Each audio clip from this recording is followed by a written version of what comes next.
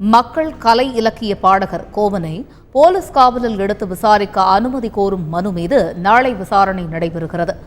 மதுவிலக்கு போராட்ட பிரச்சார பாடல் மூலம் அரசுக்கு எதிராக கிளர்ச்சி செய்ததாக மக்கள் கலை இலக்கிய கழக பாடகர் கோவன் கைது செய்யப்பட்டார். அவரை போலீஸ் காவலில் எடுத்து விசாரிக்க அனுமதி கோரும் மனு எழும்பூர் குற்றவியல் நீதிமன்றத்தில் இன்று விசாரணைக்கு வந்தது. அப்போது போலீசாரின் கோரிக்கைக்கு கோவன் எதிர்ப்பு தெரிவித்தார். இந்த வழக்கிற்கும் தமக்கும் சம்பந்தம் இல்லை என்று அவர் குறிப்பிட்டார். இதனையடுத்து மனு மீது நாளை விசாரணை நடைபெறும் என்று நீதிபதிகள் தெரிவித்தனர். போலீஸ் கஸ்டடி வேணும் அப்படின்னு அவங்களை காவலை வச்சு விசாரிக்கணும் அப்படின்னு சொல்லி மனு தாக்கல் பண்ணியிருக்காங்க. அந்த மனுவின் அடிப்படையில் அவர் கோவன் வந்து நீதிமன்றத்தில் இன்றைக்கி ஆஜர்படுத்துகிறாங்க. நீதிபதி அந்த மனு அவர் கையில் கொடுத்துட்டு இன்றைக்கி இதுக்கு என்ன பதில் சொல்கிறீங்கன்னு கேட்டார். அவர் தெளிவாக பதில் சொல்லியிருக்காரு. இந்த வழக்குக்கு எனக்கு சம்மந்தம் இல்லை. அது வீடியோ பற்றி கேட்டாங்க. வீடியோ பற்றி என்னை வந்து ஒரு நாள் ஃபுல்லாக விசாரித்தாங்க. அந்த விசாரணை முடிவு பெற்றது.